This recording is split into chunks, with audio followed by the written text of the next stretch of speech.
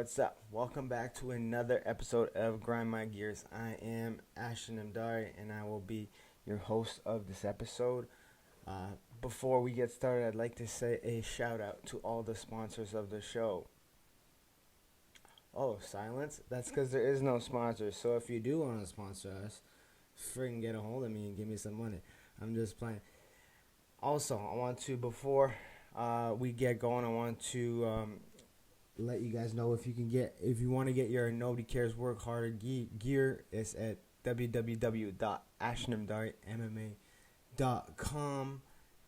Go to the link below and buy your gear online. And if you use discount code Brown Privilege, that's right, Brown Privilege, you will get 10% off your order. So once again, go to ashtonamdarimma.com to get your Nobody Cares Work Harder gear and use discount code Brown Privilege, and I will give you 10% off. So here we go. We got a good one for you today. Here we got a very good one. I'm, as many people know, I'm in the fitness industry, and especially in Canada, especially in Ontario, the fitness industry has been decimated in all areas of fitness. So I'm not just talking about gyms, weightlifting gyms. I'm talking about community centers, recreational programs, sport, amateur sport, professional sport. The pandemic has brought out a ugly side of government and how its view of physical activity and sport is in society in Canada, and it's not a good one. It is definitely not good. So we're going to talk about this today. I actually wrote a blog on the site, so you can see some of my thoughts verbalized on the site, www.ashtonamdarimma.com, under articles and blogs. I wrote a piece on this in January, and now I'm actually going to talk about it more in depth. 2019, the fitness industry was on fire. Everything was fitness. You couldn't go wrong. You could come up with the stupidest fucking exercise program, put it together, and if it looked good, if the production was good, you could sell that thing to the max. Food and nutrition has never been more emphasized than the last couple years, and it really took off in 2019 when we started to figure out, nutritional things in our foods and what we eat in our lifestyles really had a big role to play in physical health conditions that some people were suffering from. Simple things as gluten in the diet, finding out that you're gluten intolerant and changing that enhanced people's lives significantly. Physical activity was at an all-time peak, in my opinion, since from when I was a kid to now. More and more people were getting involved. More and more governments were actually pushing physical activity, participation, different kind of initiatives like that to get people more involved. Parents were getting subsidies to sign their kids up for sports. You couldn't ask for a more booming time to be in the industry in 2019. 2020 rolls around, and we think it's all going to be the same. Then March happens. We had the warning signs in January and February. Then March happened, and it went down in flames. So we have a lot of other industries that got hit hard, just like fitness. So I'm talking about, my wife is in hair and personal services. So she's a hairstylist, makeup artist. They got smashed, and they're still getting smashed. If you think fitness industry is getting hurt, the hair and personal care service industry in Ontario especially is getting decimated. You're talking about people who pay fees to the government. I believe I read a report, $14 or $15 million, 30,000 hairstylists paid in registration fees in 2020, and they weren't even allowed to work, and they're still not allowed to work. At least in fitness, you can pivot and you can work, but you can't do a virtual haircut. How are you going to do a virtual haircut? You can't do that kind of stuff. So that's another industry that's suffering, and I'd like to hopefully get somebody on to talk about that in a future episode on how that industry is going to recover, especially in Canada. I know it's been hurt tremendously in North America in general. So 2019 fitness is going crazy. 2020 rolls around. First 2 months, not so bad. Then March hits, and all hell breaks loose. Nobody knows what the hell to do. So March hits, gyms are closed, physical activities closed. Nobody knows what's going on yet with the global situation, and nobody knows why and when we're gonna get back into the gyms and working. So everything goes from in person to completely virtual within a month, and it's actually quite amazing how fitness adapted that quickly. And that's a kudos to all the workers out there who work in the industry, including myself, who pivoted to the online space to serve and help serve people. And, I gotta say this right now, fitness online, as much as there's some people doubting certain companies like Peloton and other ones that are providing similar services, fitness online is not going anywhere. What the whole situation has done is just put an emphasis on the fact that the fitness industry as a whole is way bigger than we thought it was initially. We thought fitness was involving, a trained professional coming and meeting you one-on-one and providing you with a service. Online actually allows good trainers, good ones that are lasting long in the industry, to serve that much more clients without having to be there physically. So it's an amazing tool that is not going anywhere. And the good trainers adapted really quickly. The good fitness businesses adapted really quickly and put it together. I'm going to use an example of my jiu-jitsu coach, Salvosa BJJ. They, within a couple of weeks of the very first lockdown, had an entire portal, and he was busy. Professor Salvosa was busy coming up with online curriculum so that you could train at home, so you can get your mats, get your grappling dummy, and train. And he was one of the very first ones I saw, at least in Ontario, pivot to the online model very quickly and do it very well. And to this day, it's, I have spoke to him a few months ago, and I heard it was the case too. It's keeping him running right now. It's keeping his business alive because, as much as we all love to go to the gym and work out and lift weights, things like the martial arts industry, things that involve physical contact sports, they are getting crushed for another 6 months based on how this current government in Canada is handling things. So fitness pivoting to online is a big thing, and it's not going anywhere. I'm telling you right now, it's not going anywhere. There's a huge market for it, huge demand for it. And companies like Peloton and I think Lululemon bought Mirror, so look for them to start putting headway in that space. They're not going anywhere. Beachbody, those things are providing amazing services online. That's hard to beat, but can be beat. So I want to take a second and bring to light why fitness was hit so hard compared to other industries. Well, the first being is, fitness is for the most part unregulated, so that's not something a lot of people know. Now, trainers do have to have some sort of certification to work at certain places, but certification is pretty much not the end-all be-all when we talk about fitness. So you have trainers and experts in the industry, some who don't carry active certifications, some who have university degrees. For the most part, though, it's unregulated. So you can have a certification, but you don't necessarily need one. Trainers, fitness businesses can dictate their own worth.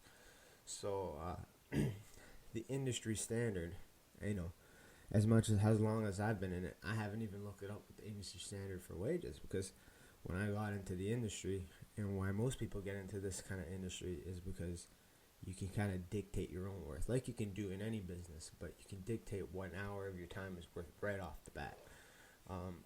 Good ones value their time very high because they have very high skill. Bad ones give cheap sessions and advertise on Kijiji. So there's a big difference in the skill level you get there, but you can dictate your own work, and that's a big thing. So, what one negative of that, some people would say, is that it floods the market. So there's tons of people in fitness. The industry is booming. There's a lot of people in this space because the earning potential can be so high if you put in the work. But the earnings go to shit if you're not putting in the work. So the market gets flooded with all these people because it's relatively easy to get in. You can technically wake up tomorrow morning and say, I want to be a personal trainer. You can friggin' do it. Nothing can stop you. Nobody can stop you. The only thing that you might run into is insurance issues or potentially a client asking you for a certification. If you don't have one, then tough luck. But there's nothing stopping you from waking up tomorrow morning and be like, hey, I want to be a personal trainer. And a lot of fucking people do that shit. And that's why it gets flooded. However, when situations like this happen where the world fucking explodes and the industry gets shambled, the strong come out, the strong survive, and you get to see who is really good at their job. So that made fitness a huge friggin' target for governments. They can't control it. You can't control what trainers do. You can't control what coaches do. You can't control any of that. The only thing you control is shutting the physical gym down and limiting the amount of people that can go into it, or limiting the people who can go into it at all. And that's exactly what happened. It was a government. The government can't control and regulate fitness. They can't control and regulate the workers. It's not like the unions don't represent anything. There's no representation anywhere.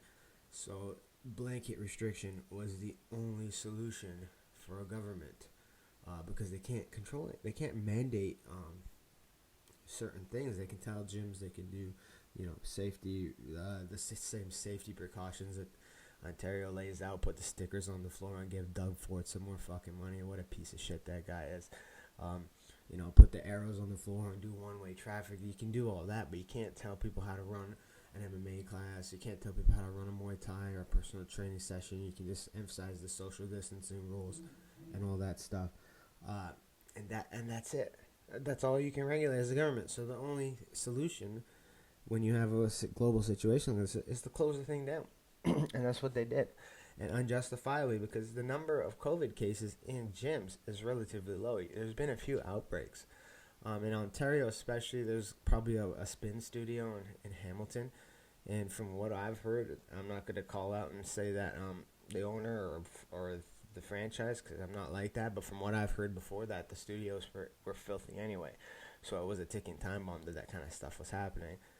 Isolated cases happened once in a while, but nothing compared to grocery stores, nothing compared to all these other essential businesses. You have people walking in to LCBOs to buy liquor, to buy booze, to get drunk as hell, to feed into addiction, but to go into a place like a gym that helps you and makes you better and relieves mental health issues and relieves stress and makes you stronger and physically more strong to fight off a disease, that's closed. It boggles my fucking mind. And I would consider myself an idiot, and to me, listening to that kind of legislation and that kind of rules is friggin' idiotic. So it was a very easy target for an industry such as fitness to shut it down. And it was unjustified because the case numbers were so low in those areas. You have reports of breakouts at Loblaws, but it's not okay to go exercise. And from what I can tell you right now, every gym owner wanted to stay open. They were buying more PPE than ever before. They were dropping tons of money on new equipment, on new safety measures, on new sanitation measures, and the government didn't have any of it. They said, fuck you anyway, we're going to keep you guys shut down. So gyms have effectively been shut down for over a year. Don't tell me that they were open in the summer last year in Canada or in the U.S. and, they had a little bit during the first and the second wave. They were open. No, they were not open. You basically lost half your membership, if that. You struggled to get some back in. People were starting to trickle back in, but they were still nervous, and then you shut it back down. They weren't open. They weren't making any money. They were hanging on by a thread. And then Doug Ford and the Canadian government pulled the rug out in, when was that last lockdown? December. pretty much December, and we've been locked down since. Now, we're going to talk about the U.S. a little later, but we're going to talk. I want to get into what's happening in Ontario, where I live, what's happening in Canada. So, we're going to get into, you know, what, what 2022 will be like coming up, because 2020 was a write-off. 2021 is a write-off. For those of you thinking things are going to get better in this space, we might be open by the end of the year, but don't count on it. I'm telling you that right now. Do not count on being open by the end of the year, because the reason I say that is not because I'm being so negative and that things won't get better. It will get better. 2021 is a write-off for fitness because of the proposed reopening plan that the Canadian government and the Ontario government has put in. Technically, this reopening plan is a continuation. Listen to me carefully. This reopening plan is a continuation of the lockdown till virtually September. That's what it is. It's a continuation of the lockdown. So Ontario gyms, Ontario fitnesses, Ontario outdoor activities, Ontario sports have been locked down since January and will continue to be locked down all the way until September, depending on the vaccination rates. That's what they are saying. It's a continuation of the lockdowns. Don't get it twisted. Don't think that things are just going to open up and you're going to be allowed to do whatever the hell you want to. You won't. So saying that, looking at that reopening plan, looking how that they're treating fitness, it's in the last phase. Sport and physical activity, indoor physical activity, is in the last phase. So you're not going to be able to do that shit until September, October, if you're lucky.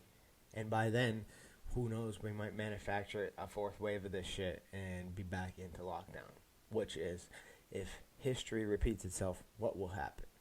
So I'm not trying to be negative. I'm just trying to paint the picture so that people can see, what good professionals in the business are expecting. So I don't think anybody who is in the business is expecting this to be a clear sailing back to normal activity. It's not going to be. This is going to be you're going to be hit with regulations beyond belief, limitations beyond belief, until these people are either relieved of their power or give it up, which giving up is never a thing. So until they're relieved of the power. So where does 2022 bring the fitness industry? It's going to be a big year, a booming year. For reason being is people are not doing well right now. People are overweight. People are suffering from depression. People are not doing well, especially in Canada. I believe Canada, Toronto, has the longest lockdown in the world, the most strictest measures in the world. Canadians' health is not there. From just a general survey of the people that I work, well, not with I work, but with the people I work with are doing real well, but people around them, the average weight gain is over 20 pounds for the year. It's not good. Kids are struggling with the online learning, and online physical education is definitely not something that is beneficial towards children. So the health of Canadians has deteriorated significantly from the lockdowns. The implications of lockdowns are more drastic than anybody or any of the policymakers are leading it out to be. They're making it seem like these lockdowns are protecting the health and wellness of the people from this disease, and only time will tell statistically whether that's true. But the consequences of these lockdowns are way greater than the purpose of them. Economically, personal financials, and for the health and well-being of people, the lockdowns have been brutal. And I've been seeing it because, while there has been a stay-at-home order, my ass hasn't stayed home one goddamn bit, and I refuse to do that. I won't. I continue to work, and I continue to help people because, one, I have to feed my family, too, and two, because I care about the people. if you really care about people, you'll help them. And by helping them, you're not going to stay home and hide away. By helping them, you're going to continue to provide services that you provide and give to people. That's how you help people. You don't help people by hiding. Like, nobody cares if you wear a mask, if you don't wear a mask, if you're vaccinated, if you're not vaccinated. Just continue to work, people, because that's what needs to happen. So in 2022, the fitness industry, in my opinion, will boom because more Canadians day by day are getting their vaccines, and that's a whole nother topic I'm not gonna get into. But more and more are getting it, which means the provinces and the country will open up. As it opens up, and here's my prediction.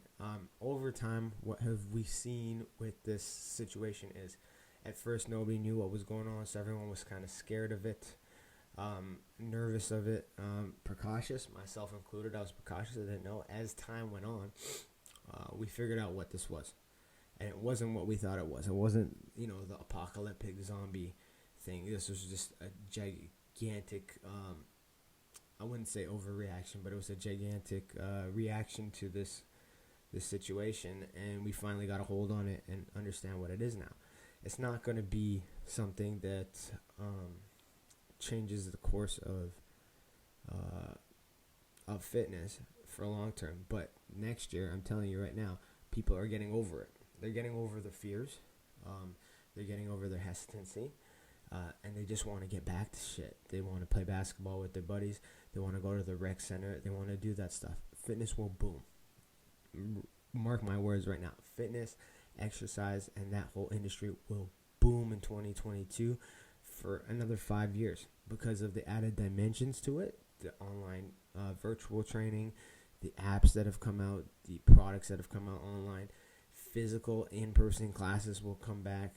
Trainers will adjust to different styles of clients, different kind of schools will open, different kind of fitness businesses will open up. So a whole bunch closed, and I'm sorry to see them go. I really am, but it's an opportunity for others to step up and open up and put themselves into the market, and that's exactly what will happen. It happens every time in human history when something like this happens. Individuals will step up and open up their own places. So the ones that closed, things will replace. The ones that were waiting for an opportunity will get it now, and they'll come in and fill that space, and that's just how it goes. That's how it's going to be with restaurants. That's how it's going to be with salons. All those industries that were hit super hard, it's going to be the same way. People are just going to come in and start opening up and replace them. It will be slow because, economically it won't happen that fast, but it will happen. So 2022 will be a huge year for fitness, and I'm looking forward to it. You're gonna have a boom of, especially for kids. Now that's something I wanted to get into today, is how affected kids are by this lockdown. It's a lot. Now, I have two kids, not school age, a 3.5-year-old and a 1.5-year-old. And I can already see the effect that lockdowns have. So I'm going to give my example of how it goes for us, and it's multiply that by 10. That's how it is for most parents and most people out there. So before the global situation, my daughter used to come to me to my pro MMA practices every single day. I used to bring her because I want her to see what it's like to see hard work and dedication in the gym and putting yourself through hell. So she would come. She would not only just be able to get out of the house, she would socialize with a tremendous amount of people. Extremely friendly at my gym. Shout out to Grant's MMA. Miss you guys really much. Can't wait to get back in there. So she would socialize with people. She would get free time. She'd get to watch her tablet. She would play on the mats, do whatever she wanted with me after the practice. And then afterwards, when I'm done training, we would either go do something and hang out or come back home, and she'd be tuckered out and she'd have a great day, and it would be fantastic. And her exposure to other people in the outside world really increase her development. especially. And since the pandemic began, it she's become more addicted to television because there's not much we can do about that in terms of going outside. Last year, the parks were closed. I couldn't even take her to the friggin' playground. Thanks again, Doug, for it, you fucking idiot. So I couldn't take her to the playground. She couldn't play. She couldn't see other kids. She couldn't socialize. And so she suffered. And we saw the change in the behavior. We pivoted at home and did some stuff as parents to help, but it's not completely enough. And that's a small example of a 3-year-old. So I can only imagine the parents that are having kids in school, 8, 9, 10 plus those critical years. They have suffered significantly. And when we talk about fitness, we're talking about amateur sport. Some people don't realize amateur sport has been hit so badly, that I don't know if it can recover anytime soon. So what I'm talking about when I talk about this, I'm talking about, let's go with youth. Let's go with youth in their teens, 15, 16. We're talking about people with aspirations to play at the college and collegiate level. And we're talking about they're missing crucial high school years of sport that will help them develop, get noticed, get into school. Some of them are relying on being able to play football, basketball, baseball, whatever the sport is, swimming, to get into school. They're relying on the scholarship or the financial aid they get from being an athlete to get into school, to pay for school. Now that for some of those kids, that's completely gone. They're either going to have to stay back just to prove themselves in high school sport, which is a fucking terrible idea. But they might have to do that because they want to play that bad at the next level. Or they might not even get that chance at all. So where does that repercussion happen? The repercussion happens where university sport and college sport in both Canada and the U.S. are going to see either less numbers or less talent along the next 5 years. Because of that interruption, it's basically 2 years gone. And I know in the U.S. it's a lot better. Shout out in the U.S. You guys are doing this fucking reopening right. Canada's fucking it up. But in the Canadian system, they're going to miss 2 years of school. Canadian university football is a fall sport. There's tons of fall sport. They're going to miss 2 full seasons. I guarantee you, based on the reactions that things are having right now that's going on in Canada, university football and fall university sports will be impacted again in 2021. Don't count on having a football season yet.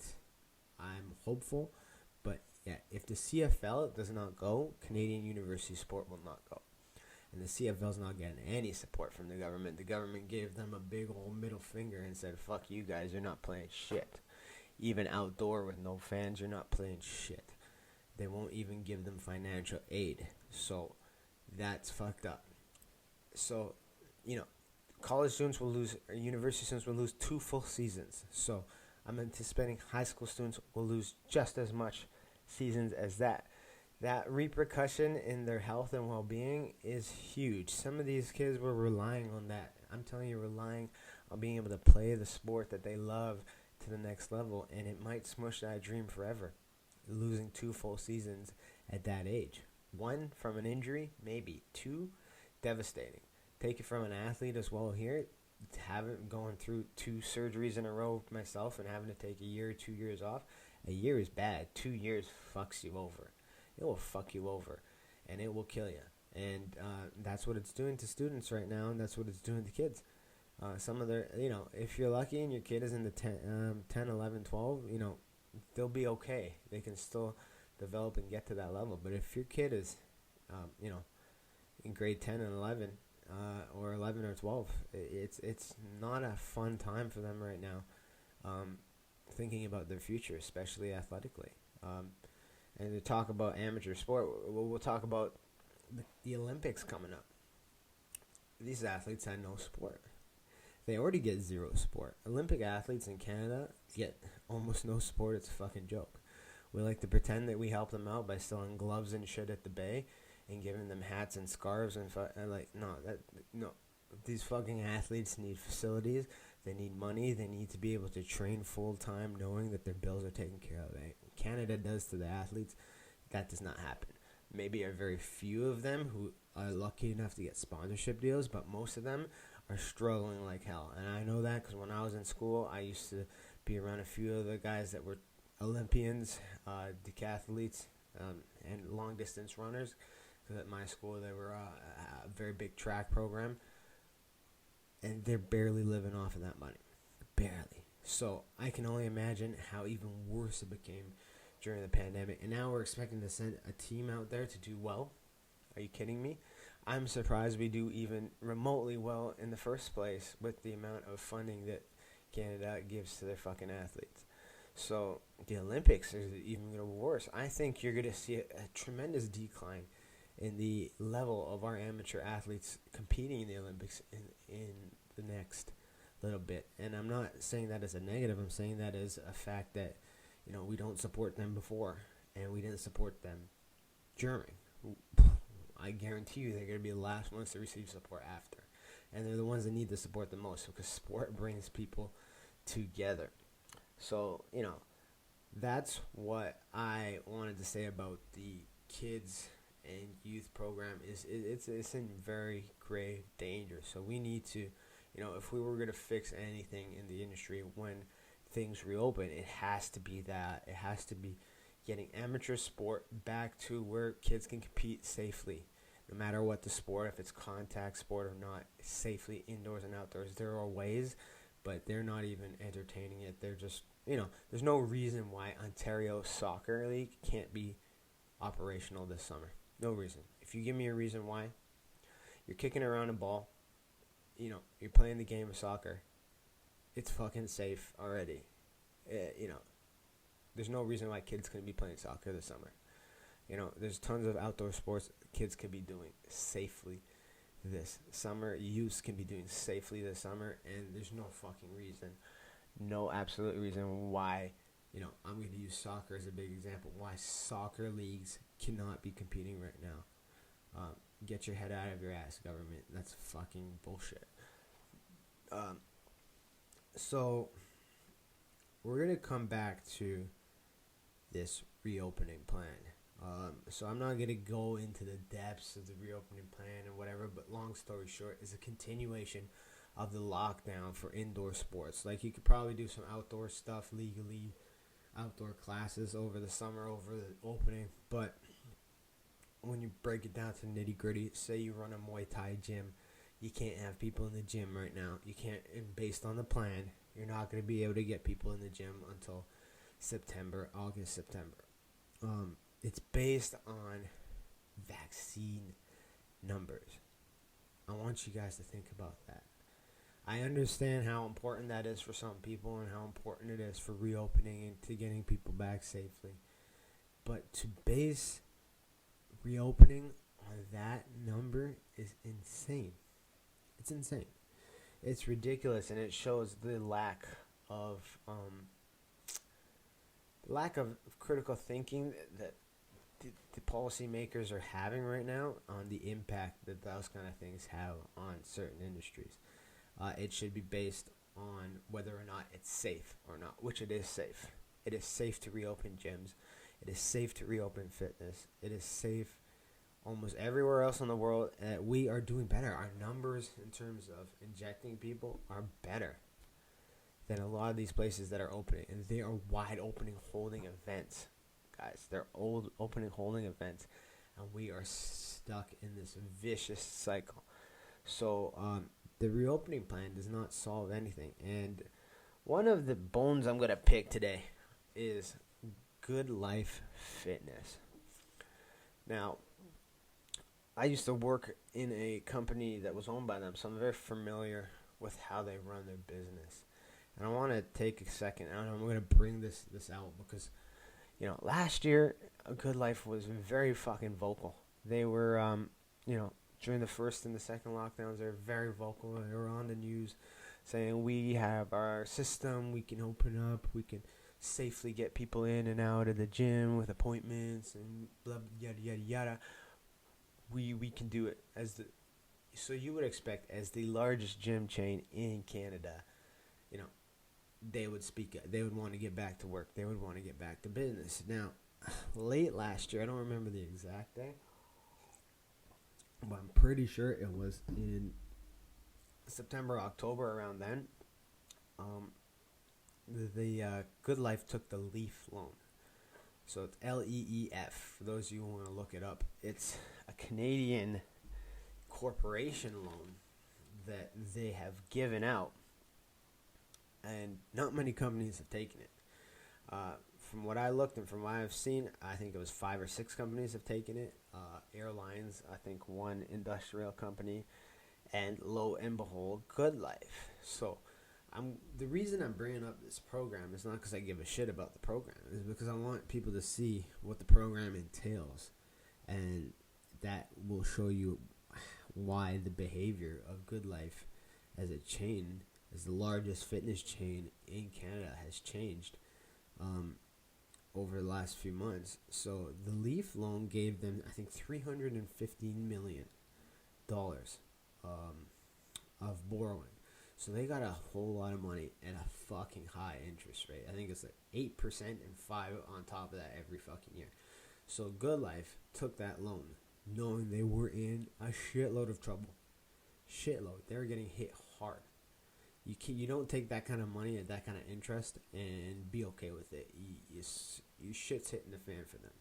So they took that loan. And one of the key parts of this is the fine print in this program.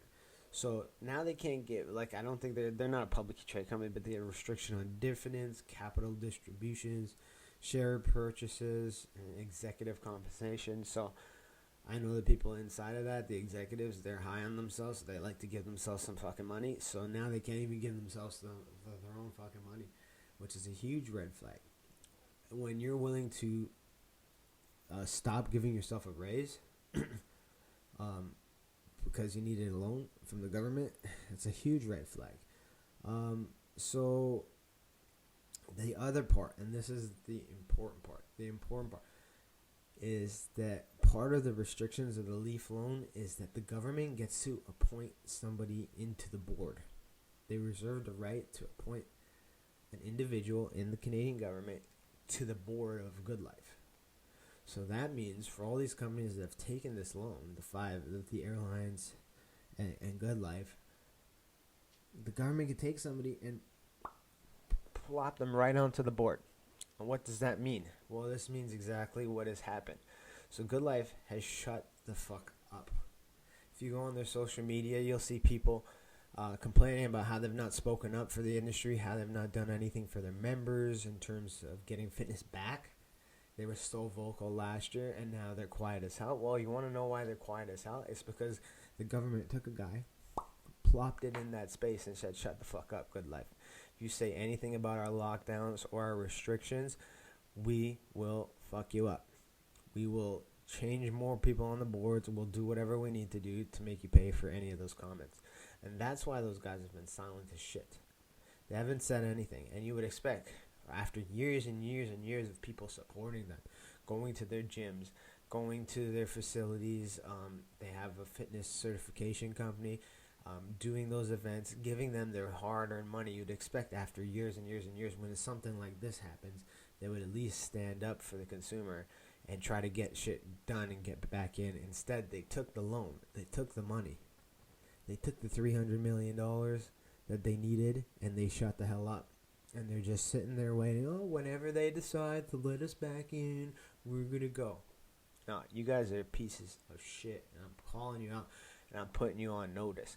Because if you look at the large fitness chains in the U.S., this is why I'm a big fan of the U.S. No matter how much Canadians like to talk shit, the U.S. does it right. The big chains in the U.S., Planet Fitness, that CEO was on TV every other fucking day telling people it is safe to come back. We are fully operational. We will do what we can to keep people safe. We are open. We are open for business. We are fighting this. We are trying to get open as soon as we can. You know, that's what they were doing there. Here, silence. The biggest fitness chains in the U.S. were fighting to stay open.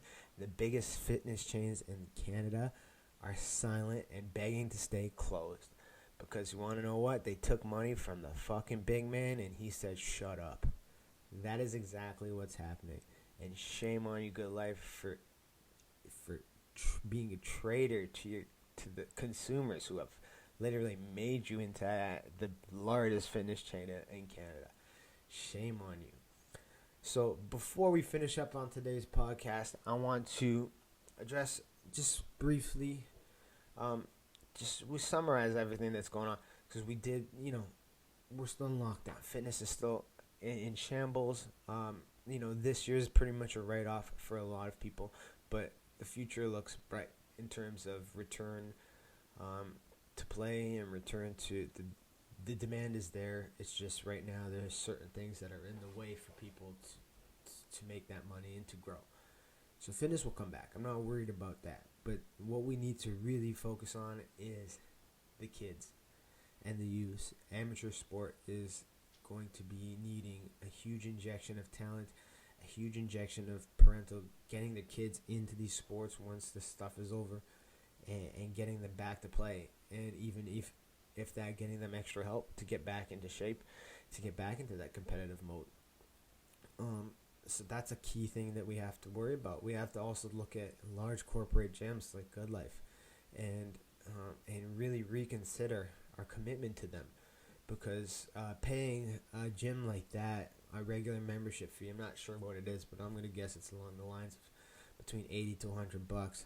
Paying them that monthly, rather than paying it to the little guy, who has for the whole time been standing up for us. And those little gyms that may not have the same facilities as a Good Life, may not have the same convenience and location as a Good Life, but the whole time they were there, they were going to bat to keep gyms open. They were going to bat to keep fitness accessible to everybody. They were doing outdoor classes. They were doing indoor classes. They were doing whatever it took to get to the consumer. Those are the businesses that we need to think about supporting when this is over. Not the one that wasn't there, and not the one that is now government controlled. It's government controlled. The government took a piece of it, and do not be surprised if they somehow are going to try to funnel money out of that business back into their pockets to make up for the huge deficit that we're in financially. So I want to take a look one more before I finish at the U.S. and Canada right now. There is no reason, and I'm going to say this, there's no reason why you can have 60,000 people at a Canelo Alvarez boxing match. And you know what? Cases didn't spike, ladies and gentlemen. People didn't drop dead. They had that match, and Texas is doing just fine. AT&T Stadium full. Florida Jacksonville had a UFC show full. Houston had a UFC show full. I think Vegas had one full. These things are popping up all over the U.S. Right next to us. We're watching them. NHL playoffs. Full stadium of fans. And we're not doing that. Yesterday, I'm just happened to be when I'm filming this. Yesterday, I want you to think of the logic behind this. Last week, Montreal, Quebec, as a whole, was in a fucking curfew. You weren't allowed to leave your house after 8 p.m. They were arresting people on their patios, giving them tickets, going through parks 15 minutes before 8 o'clock, telling people, get the hell in your home. The very next week, you're allowed to go to an NHL game because the Habs are playing in town for Game 6. Tell me where the logic is behind that, and I'll shut the fuck up. Well, guess what? I'm not going to shut the fuck up because there's no logic behind that. How do you go from telling people they can't leave their house to saying you can go to a hockey game and scream and shout and do whatever the fuck you want? You can't. It's ridiculous. And the fact that Canada or Ontario, Toronto's canceled everything. There's no sports here. No sports. No sports here at all. How do you go from a curfew to having people in the Bell Center? Give me the logic behind that and I'll shut up. You won't. So look at these things that are going on in sport and really question them.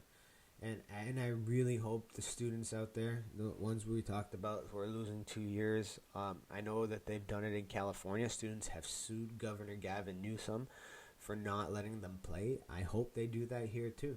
I hope students get together and class action the shit out of the Doug Ford government and the Canadian government, the federal government, for affecting their lives and for some of these kids, screwing up their lives for the future, not giving them a chance to do the things that they want. I hope that you guys class action the shit out of them.